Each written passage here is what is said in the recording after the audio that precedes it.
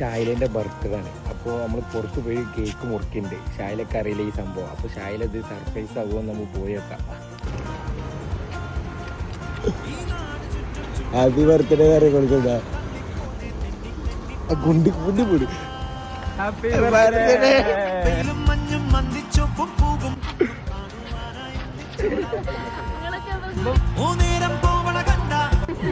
പറഞ്ഞിട്ട് ഞാൻ ലിപ്സ്റ്റിക് ഇട്ട് വരല്ലോ. Happy birthday.